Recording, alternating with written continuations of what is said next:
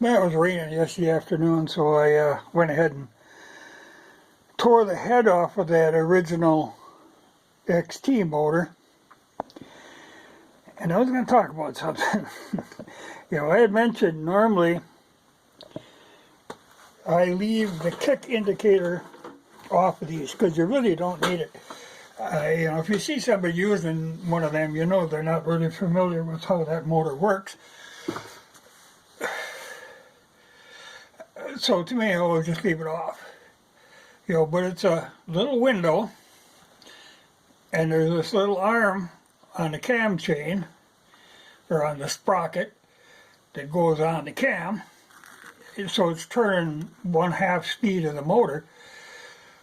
And the idea is when that shows up in this little window, then it's safe to kick. Well, if you understand, you comprehend at all how this motor works, you push down on the kicker until you feel compression, pull the compression release, ease it over top dead center, and then you can kick. Then you've got a clean swing. You'll get an exhaust stroke, intake stroke, compression, and it'll hit power. You get one shot at it every time you kick. It ain't like some bikes where you kick it over and it spins and spins, You get one shot. But if you just move it past that compression point using the compression release, then you get that clean shot. You don't have to be peered at this little window. So, like I say, I usually blank these off, leave that arm off. Just don't need it. But this comes to mind again, because there again I saw somebody, and this guy claimed to be a dealer, kind of. And he was kicking like a nut on one of these 500s, and it was just beating the crap out of him, and it doesn't have to be that way. All you have to do is understand how your motor works. It's really straightforward. You don't have to think about it. When I see somebody using one of them windows, I know they're not familiar with the bike at all. The one thing you do have to watch, underneath, I probably won't show. No. Well, kind of. The points here, on a point motor, on any point motor, you're going to have a mechanical advance. If you're having a mechanical advance, you have to check them, because if that freezes in the full advanced position, then you can have trouble kicking up. You can have trouble on even like an electric start bike. It'll knock the starter drive out of them because it fires too soon. So that you have to keep an eye on. Used to have to replace a lot of starter drives and kickstarter gears, because if you're just kicking like a nut, it's a hell of a strain on the kickstarter gears.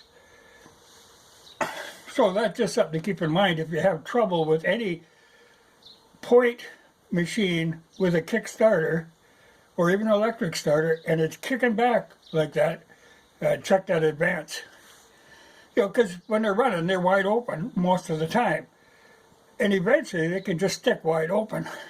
So anytime you go into points, you take a look at that. But when I was talking about compression release, the reason I took this apart, I wanted to check the cam, because this is that track cam. And I was curious because, well, for one thing, like I say, these are almost irreplaceable now. They've got to be crazy expensive. But when these bikes first came out, they were feeding oil up to the rocker arms, which are your two arms here, and they feed oil onto the cam. So you got to have oil up there. When they first came out, they were feeding through a small line in the back here. And they had trouble, particularly if they were used on street for long distances, they would burn them bearings out and burn the cam out. Well, the solution that came about later was to run a single line up to the exhaust rocker, right directly into the rocker. Instead of having to feed through all this stuff, it feeds right into the rocker.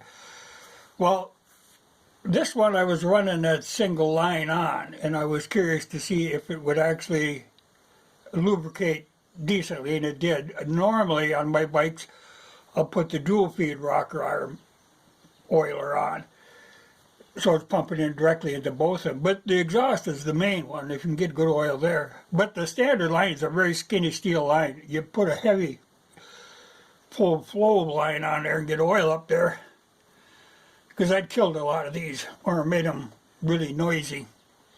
What I was saying about compression release, all the compression release does, it's up on the handlebar, a lever right by the clutch lever. You pull it, it moves this, it moves that rocker arm, it just cracks your exhaust valve.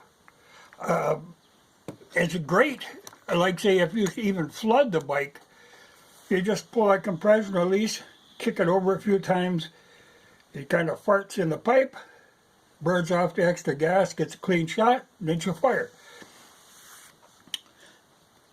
But you have to understand how this whole system works together. But since it's a single cylinder, it is not that hard to comprehend the function of the compression release. I was glad to see when I tore this one apart, I hadn't recalled, this had been together for a long time, but I had put in the heavy copper head gasket. They're great because they are reusable. You simply heat them up to soften the copper again, bolt them right in. Instead of using the composite ones that you can't reuse, these copper ones, you use them over and over. And they're very easy if you go to a bigger bore.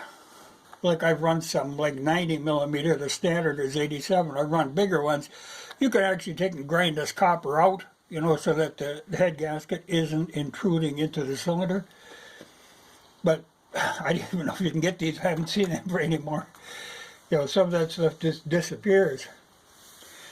But what I was saying about blanking off the kick indicator, it's because really, if you understand your motor at all, they're just an extra place for the oil to leak. Because it's got a seal around the outside of the indicator. It's got this little window that's got a little piece of glass in it that's sealed in there, which is usually so grubby you can't see that little indicator through there anyway. But, use common sense and you just don't need them. They put them on there to make newbies happy, but, it isn't that important of a deal.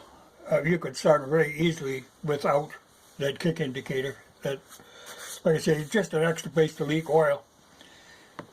So I put a solid plug in here, though like I said, the one company does make a plug that fits in there, but then has a fitting for a vent to vent the whole valve cover. See, the normal vent is this little vent here. Well, the one that they put in there is about twice that size. So there's an advantage to that. But I'm going to tear the cylinder off of this, and that'll probably be as deep as I go while I pull the side covers off. But my theory is, there's nothing wrong with this motor. It just wasn't set up to run decently in a standard XT. So I don't really have to split the crankcases. I'm just going to pull the top end off and these side covers off. Do my monkeying around in there. But there's no reason to go into the crank or the tranny. And this is, like I say, one of the original XTs ran the smaller valve on the intake. Well, I've got SR head sitting around. I could easily put an SR head on. It's got the bigger valve, but I really don't see any point in it for what I'm going to use it for. I'd be better off. Like, this is an SR head. It just runs a bigger intake valve. Not that much bigger, but for street use, they figured that was the way to go. But I've got like 3 or 4 of them sitting here. But if I don't use the XT head on the XT, it'll just be laying around here forever, because I wouldn't use it on one of my other bikes, but on XT it's perfectly fine.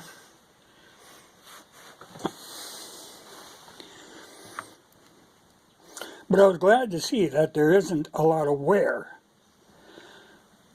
You know, because like I said, running that single line, because you can kill them. Now I've got to run this a second here and I'll find something.